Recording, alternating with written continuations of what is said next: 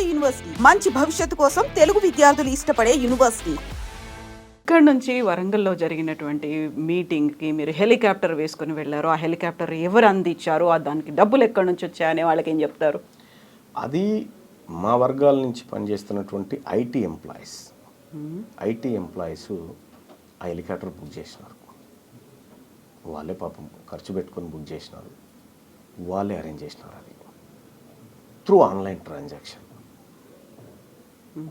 ఆ హెలికాప్టర్ కూడా వాస్తవానికి పెట్టేది కాదు, కానీ రాజ్యసభలో విప్పుగా ఉన్నటువంటి డిఎంకే ఎంపీ విల్సన్ గారు ఆయన తెల్లారే పార్లమెంట్లో ప్రైవేట్ బిల్ పెట్టేది ఉంది. ఈ సభకు హాజరై మళ్ళీ వచ్చి మళ్ళీ వెళ్ళిపోవాలా. రోడ్డు మార్గంలో అయితే ట్రాఫిక్ ఇబ్బందులు ఉంటాయని అది పెట్టడం జరిగింది. ఆయన సభకు వచ్చిన తర్వాత మేము హెలికాప్టర్ పంపించేసినాం. ఆ తర్వాత ఆయన సభ మధ్యలోంచి వెళ్ళిపోయాడు. ఎందుకు? ఈ ఫ్లైట్ అందుకొని మళ్ళీ ఢిల్లీ పోయి ఆ బిల్ ఇంట్రడ్యూస్ చేయాలనేటువంటి ఉద్దేశంతో. అది వాళ్ళ కోసం పెట్టినటువంటి ఫ్లైట్ చాపర్ తప్ప మేము ఎక్కి తిరగడానికి కాదు. సో తీన్మార్ మల్లన్న అనగానే ప్రతిసారి ఒక వివాదాలు, ఆరోపణలు ఇవన్నీ ఉంటాయి. వాళ్ళకొక మీరు సఫాయి లాగా సర్టిఫికేట్, క్లీన్ చిట్, నేను నాది ఇది అని చూపించుకోవడం ఎట్లా అనిపిస్తుంటుంది? నేను ఎందుకు చూపించుకుంటా అండి? అవసరం లేదా? నాకేం పనా? అబద్ధానికి ఆన్సర్ చేసుకుంటా నేను ఎందుకు కూర్చుంటా అండి? ఇప్పుడు మీరు నిజాయితీగా నన్ను 100 ప్రశ్నలు అడిగినారు. దాంట్లో ఏది సత్యం ఏది కాదనేది నేను మీకు చెప్పుకున్నా. ఇప్పుడు ఒక అబద్ధాన్ని తీసుకొచ్చి దీన్ని నువ్వు సమాధానం చెప్పాలంటే నాకేం పని లేదా? నేను ఎవరి సర్టిఫికేట్ల కోసం, ఎవరి ఐఎస్ఐ మార్కుల కోసం నేను ఎదురు చూడను. నేను ఏదనుకున్నానో అది చేసుకుంటూ పోతా. కాకపోతే ఇప్పటికీ ఉన్నటువంటి బీసీ కుల సంఘాల్లో కొంతమందిని తీన్మార్ మల్లన్న దగ్గరికి రానివాడు, కనీసం క్యూ న్యూస్ స్టూడియోకు కూడా పిలిచి వాళ్ళతో మాట్లాడినివాడు, ఇంటర్వ్యూలు ఇవ్వడు, గెస్టులుగా కూడా పిలవడు అనేది ఉంది. కొంతమందిని కావాలని దగ్గర పెట్టి కొంతమంది దగ్గరికి తీసుకుంటారు మీరు? విషయం ఏంటంటే తీన్మార్ మల్లన్న మొత్తం ఈ బీసీ సమాజాన్ని అంతా ఏకం చేసే ప్రయత్నంలో ఉన్నాడు. ఇప్పుడు తీన్మార్ మల్లన్న లాగా కార్యకర్తగా పనిచేసుకుంటూ ముందుకు పోవాలి అనేటువంటి, ఈ సమాజానికి మంచి చేయాలనేటువంటి ప్రతి ఒక్కరిని కలుపుకుంటూ పోతా ఉన్నాం. అందరినీ కలుపుకుంటూ పోతాం. మీరు చూడండి, నేను ఎప్పుడు కూడా నన్ను విమర్శించేటువంటి బీసీ నాయకత్వాన్ని పొరపాటున కూడా రిప్లై ఇవ్వను. వాళ్ళని ఎదురుగా మాట్లాడను. నేను వాళ్ళ గురించి తప్పుగా మాట్లాడను. అది నాకు ఆ వర్గాల మీద వాళ్ళ మీద ఉన్నటువంటి ప్రేమ. పొరపాటున కూడా మాట నేను, మీరు చూడండి, నన్ను ఎవరన్నా అన్నా కూడా నావాడే అనాలని చెప్తా. సో భవిష్యత్తులో మేమందరం కలిసిపోయే వాళ్ళమే. మిమ్మల్ని ఎవరన్నా ఏమన్నా మీ వాడే అనాలని చెప్పినప్పుడు అంత అగ్రెసివ్, మళ్ళీ నేను స్టార్టింగ్కి వస్తున్నాను, అంత అగ్రెసివ్ లాంగ్వేజ్ వాడాల్సినటువంటి అవసరం ఉంది. అందరినీ కలుపుకొని పోవాలి అనుకున్నప్పుడు కొంచెం సాఫ్ట్ స్పోకెన్ స్కిల్స్ అంటారు, అవి యూజ్ చేయొచ్చు. లేకుంటే ఎలా కలిసిపోవాలి అన్నదాన్ని సముదాయించవచ్చు, మామూలుగా చెప్పొచ్చు. అంత బిగ్గరగా అరిచి గట్టిగా కోర్సు తీసుకోలేదండి, తీసుకున్న తర్వాత టైం పడుతుంది అది. అండ్ తీన్మార్ మల్లన్న ఫ్రేమ్ కట్టించి పెట్టుకున్నారు ఎందుకు? సస్పెన్షన్ కాపీని కొంతమంది తమకు పదవులు కావాలని పార్టీని తిట్టి, పార్టీ నాయకత్వాన్ని తిట్టి సస్పెండ్ అయిన వాళ్ళు ఉన్నారు. కొంతమంది తమ ప్రయోజనాల కోసం పార్టీని ఇరుకున పెట్టిన వాళ్ళు ఉన్నారు. కానీ నేను ప్రజల కోసం తీసుకున్న సస్పెండ్ కాబట్టి, మొట్టమొదటిసారిగా ప్రజల కోసం తీసుకున్న సస్పెన్షన్ కాబట్టి అది మెమొరబుల్ అయి నాకు. సో అదొక అచీవ్మెంట్, అంతే కదా. తీన్మార్ మల్లన్న, చింతపండు నవీన్, ఏ పేరు ఎక్కువ ఇష్టం మీకు? తీన్మార్ మల్లన్నగా ఇష్టం. ఎందుకు? ఎందుకంటే ప్రజలకి ఆ పేరుతో నేను కనెక్ట్ అయినా కాబట్టి ఆ పేరు అలా ఉండాలని కోరు. మార్చుకున్నట్టున్నారు అలాగే? గజెట్లో కూడా మార్చడం జరిగింది, చాలా 10 ఏళ్ల కింద మార్చాం. ఇప్పుడు చింతపండు నవీన్ అని ఎవరైనా అంటే మిమ్మల్ని ట్రోల్ చేస్తున్న వాళ్ళకి మీరు ట్రోల్ ఏముందండి?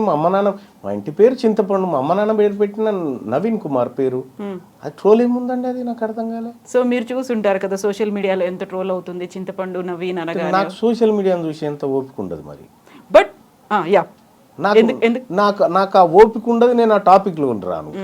నాకు రానటువంటి అంశం గురించి నాకు చర్చే లేదు కదా. సోషల్ మీడియాలో ట్రోలింగ్స్ చూడను అనుకున్నప్పుడు వరంగల్ సభలోనే అంత పరుషంగా ఎవరో ఏదో కమెంట్ చేశారో, ఆ పేరు అందించారు. మరి దానికి ఎందుకు రియాక్ట్ అవ్వాలి అంతగా? అంటే ఒకటి, మేము బీసీలంతా మాది తాగాలి అని చెప్పినప్పుడు ఆత్మగౌరవం ఉన్న బీసీలు కాదు, ఎస్ తాగుతాం సార్ అని చెప్పాలా? కాకుండా ఆయన ఎవరో తెలియదు, అనానిమస్ ఎవరో అలా కామెంట్ చేసేసారు. ఇప్పుడు ఆయన తెలియదు, వెనకాల రెడ్డి అని ఉంది కాబట్టి ఆయన తెలియదు. బీబీసీలో ఒక కథనం ఉంటుంది, మీరు చూడండి. బహుశా ఆయన పేరు మహేశ్వర్ రెడ్డి అనుకుంటా. ఆయన పొలం దగ్గర నుంచి నడిచారని ఇద్దరు దళితులను నీళ్ళల్లో ముంచి కర్ర పట్టుకొని ఫోటోలు కూడా ఉంటాయి చూడండి, వాళ్ళ మీద మూత్ర విసర్జన చేసినాడండి. ఆయన ఎటు పోయారండి మీరంతా? అదే మహేశ్వర్ రెడ్డియా ఈ మహేశ్వర్ రెడ్డి? నాకు తెలియదు.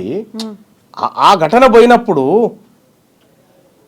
ఈ మాట చెప్పాల్సినటువంటి మీడియా, ఖండించాల్సిన మీడియా ఆ రోజు సైలెంట్గా ఉంది. నిజంగా దళితుల మీద అత్యాచారాలు జరుగుతున్నాయి, దాడులు జరుగుతున్నాయి, వివక్ష ఇంకా ఉంది, రావాల్సినటువంటి మార్పు ఉంది అనేటువంటి కథనాలు వస్తూనే ఉంటాయి కదా. నేనేమంటున్నా, మీరు మార్పు రావాలని కథనాలు రాస్తారు తప్ప వచ్చిన మార్పును స్వాగతించరు. నేనేమంటున్నా, బీసీల్లో వచ్చినటువంటి చైతన్యాన్ని స్వాగతిస్తూ మరింత ముందుకు తీసుకుపోవడానికి మీరు అందరూ ప్రయత్నం చేయండి అని చెప్పి రిక్వెస్ట్ చేస్తున్నాను. ఆబ్వియస్గా అందరి దగ్గర నుంచి అది ఉంటుంది. కాకపోతే తీన్మార్ మల్లన్నలో అంత చిత్తశుద్ధి ఉందా? నిజంగా అంతే స్ట్రాంగ్గా ముందు నిలబడతాడా? ఈ 3 years మీరు చెప్పినటువంటి 3 years ఇంత గట్టిగా ఉంటాడా? మీకు ఈ రోజు ఇంటర్వ్యూ ఇస్తామని చెప్పాము, అదే చిత్తశుద్ధితో ఇస్తా ఉన్నాము. తీన్మార్ మల్లన్న ఏ మాట అయితే చెప్తాడో ఆ మాట కోసం ప్రాణం పనంగా పెట్టాను నిలబడతాం. ఇంటర్వ్యూ ఇవ్వడం వేరు, ఆ మాట కోసం నిలబడడం వేరు. ఇన్ని లక్షల మందిని ఏకం చేసి 50కి పైగా ఉన్న కులాలని సమీకరణ చేసి అందరితో కలిసి ముందుకెళ్ళి పోరాటం చేసి మీరు ఇప్పుడు చెప్పినటువంటి అగ్ర కులాలు లేకుంటే పార్టీలు, ప్రభుత్వం వీటన్నిటి మీద మీరు పోరాడాలి, ముందుకెళ్ళాలి అంటే ఇప్పుడు ఒకటి ఏంటంటున్నా, నేను నా ఏజ్ 42 సంవత్సరాలు, నేను చదువుకున్నా, నేను ప్రజాక్షేత్రంలో యుద్ధంలో ఉన్నా, నేను పత్రికల్లో పనిచేసిన, నేను అనేక మంది పేద వర్గాలు ఇక్కడికి వస్తే చిన్న చిన్న పిల్లలకు ఆపరేషన్లు చేయించి చదివిపించుకుంటూ, పేదవాళ్ళకి ఇల్లు నిర్మించుకుంటూ, ఉపాధి కల్పించుకుంటూ, ఇవన్నీ మరి నేను ఒక్కనే చేయగలుగుతున్నా కదా. అంటే నీవు చేసే పనిలో చిత్తశుద్ధి ఉంటే సాధ్యం కానిదంటూ ఏది లేదు. మీరన్నట్టుగా 50 కులాలు, 50 కాదు 135 కులాలు, ఇవన్నిటిని చేస్తాం, చేసి చూపెడతాం. ఇవాళ తీన్మార్ మల్లన్న ఒక్కడే లేదు, తీన్మార్ మల్లన్నతో పాటు అనేక మంది మేధావి వర్గం ఈ బీసీ వర్గాల నుంచి ఉద్భవించింది. సో ఆ 103 కులాలు కూడా మీతోనే ఉన్నాయా? 135 కూడా మీతోనే ఉన్నాయి. 135 కులాలకు సంబంధించినటువంటి క్లాస్ ఇది.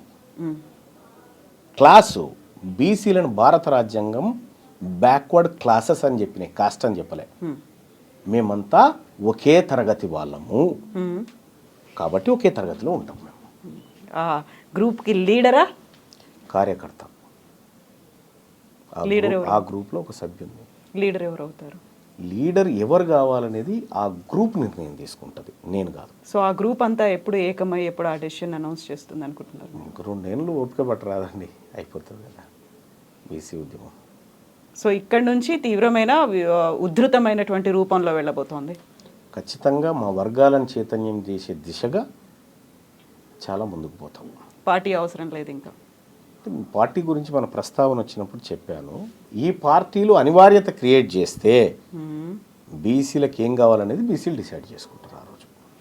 Yes Mallanna garu, thank you so much అండి. All the best to you. Thank you.